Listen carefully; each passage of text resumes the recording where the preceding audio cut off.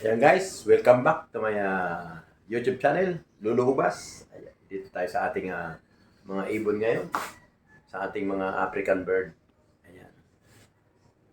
Ayan. Alam nyo guys, buhat nung nilagyan ko siya ng ito trivia natin guys, trivia. Ang tagal ko siya na hinantay. Pero ngayon may mga itlog na sila. Kasi alam nyo guys, anong ginawa ko? Nilagyan ko siya ng mga tangkay na malunggay, tsaka mga dahon-dahon. Gusto na may mga dahon ng ganyan. Yan guys. Yan, mga dahon. Buhat yung nilagyan ko ng dahon guys. Nagkaroon na siya ng mga itlog. Bari napanood ko rin dito sa YouTube. Kung paano ang technique para magkaroon ng mga eggs yung mga African bird natin. Yan. Bali ito may itlog na siya. Ito mayroon na rin. Yan, mayroon na rin yan. Pati ito guys. Yan. Yan, may itlog na rin pati ito. Ito malapit na pag-itlog na siya. Nagbuntis na siya guys eh. Alright. Yan. Bali ngayon gagawin natin. Lalagyan natin siya ng ang ginagawa ko kasi ito napanood ko lang din to sa YouTube. Bali ang ginagawa ko guys, nilalagyan ko sila ng pagkain umagat sa hapon. Kalahating kutsara lang guys. Tapos araw-araw ko siya pinapalitan ng tubig. Medyo may tubig pa siya. Kaya mamaya papalitan natin yan. Tapos to guys, so nilalagyan ko lang. Wala. Lagyan natin siya ng tangkay na malunggay guys. Yan. Matakaw siya. Tapos lagyan natin ng kangkong.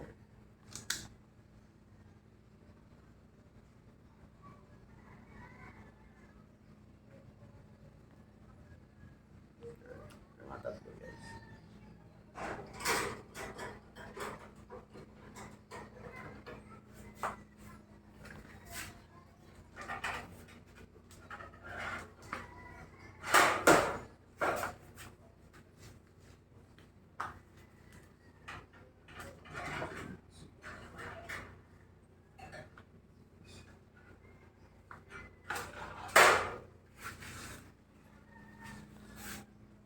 Natin ng para kasi alis ako guys eh.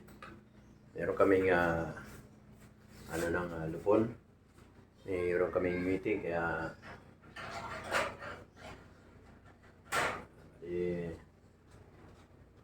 lagyan natin yun. Para mamaya hapon pagdating ko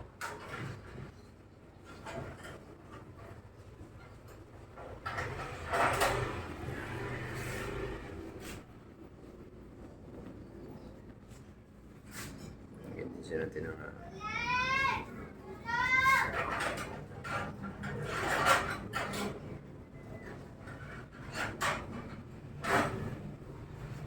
huwag lang yung magsasawang okay, mainit. Kailangan mo talagang gawin to.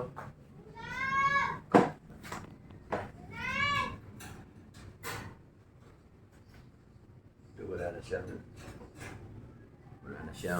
tangkay na malunggay. Lagyan natin guys.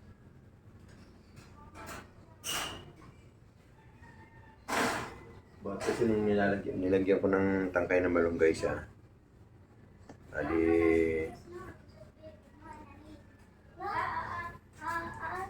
dumami yung kanyang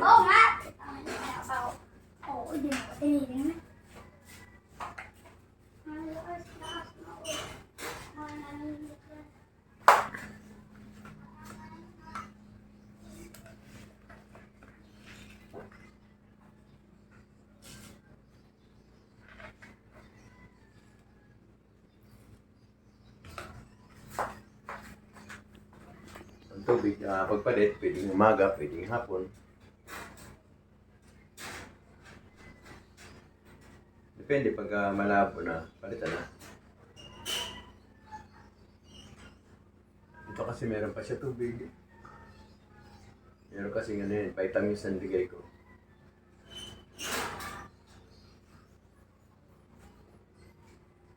Ito naman, tinatapon niya lang yata. Nagalit siya eh.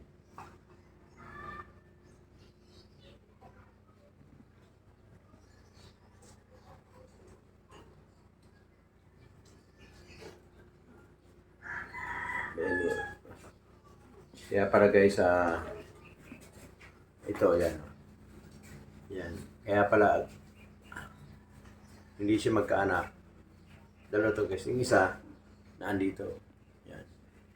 Hiniwalay ko, pares pala sila lalaki. Yan guys, pares sila lalaki. Kaya hiniwalay ko, tapos mamaya, pag uwi ko, pupunta tayo dun sa bayan ng Malabon sa Ulundo at sa Bilian. Bibilihan natin siya ng partner. Ayan. Mag-comment down below kayo kung ano yung magandang i-partner dito sa aking ayan, sa aking African bird na to. Green Opa. Ayan. Ayan. Ayan guys, si Green Opa. Comment down below kayo kung anong pinakamagandang i-partner dito guys. Sa ating ano na to. Pero gusto kong partner ito, ano eh. Tawag dito. Yung kulay puti. Yan. Yung tawag dun eh. Yun ang lalagyan natin. Hahanap tayo maya.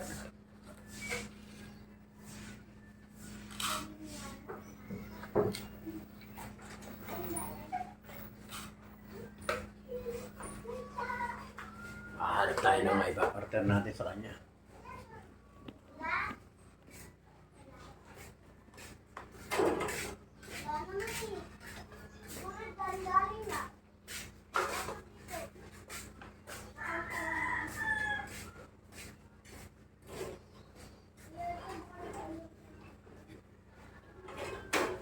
Tapos to, bali pag mamaya pag binili natin siya ng partner, ayan, bibili tayo ng cage niya ng ano, ng kulungan. Ayan. Bibili na ng kulungan siya ng malaki para makapaglaro-laro sila. Right? Bali nilagyan natin siya ng kangkong.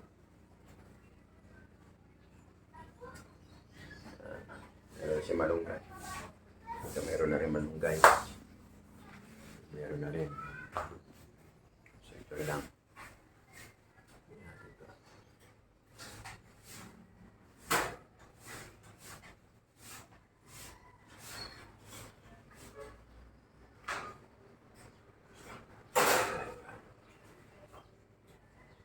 Meron pa.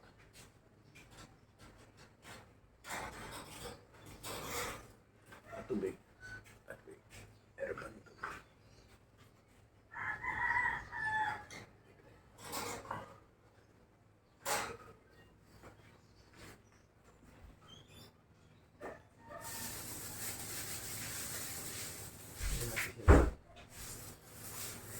Lagyan natin siya ng malunggay guys.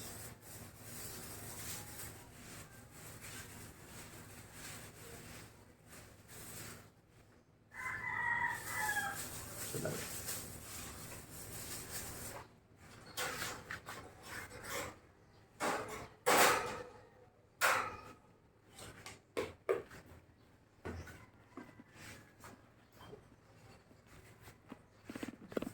Alright. Yan. Ito na. Tapos mamayang hapon muli, bisita natin kung may mga pagkain na naman siya. Alright. So, ayan na. Ayan na. Ayan na. Ang kaganda na nila. Oh, ha? Ayan. Tapos meron pa ako reservang isa. Isa lalaki. Darating mamaya yung ano niya. Yung kanyang asawa. Susunduin natin sa airport. ito yung asawa nito. Darating ngayon ang araw na to. Susundin natin sa airport, guys. Ayan. Pati to, may asawa na rin siya.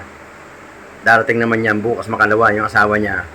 Susundin natin kasi galing naman siya ng Africa. Ito guys, may itlog na to. Ito may itlog na rin. Ayan, ito, tsaka yun. Ito, bagong breeding to guys. Ayan, dalawa, yan. Napapansin nyo. Yung dalawa na yan. Ayan. Bagong breeding. Ito, wala pang asawa. Parating pala ang asawa niyan. Parating pala ang asawa. Tapos, ayun ang sa taas. Ayan, parating na ngayon. Darating ang asawa nito ngayon. Susunduin natin. Galing naman siya ng Taiwan. Ito, galing ng Africa, yung asawa nito. Susunduin natin bukas. Alright. Stop. May pa akong ginawang bagong cage guys. Yan. Gawa ng Lolo Ubas yan. Mga guys. Yan. Bagong gawa ni Lolo Ubas. Kasi meron tayong darating na umorder ako ng ganito. Dalawang cage. Papatong ko ron. Tapos, bukas gagawin pa natin yung isa. Ano pa ko isa eh. Alright.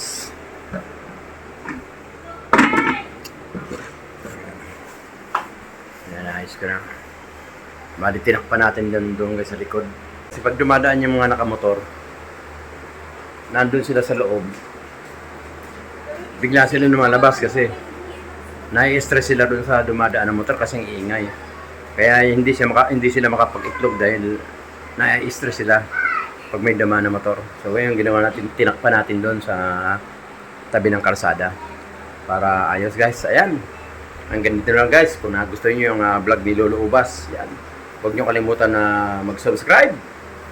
At kung bago ka lang sa YouTube channel ni Lolo Ubas, ayan, huwag mong kalimutan i-hit ang notification bell para lagi update sa mga video ni Lolo Ubas. Ayan, puro ibon yan ang ating iba-vlog.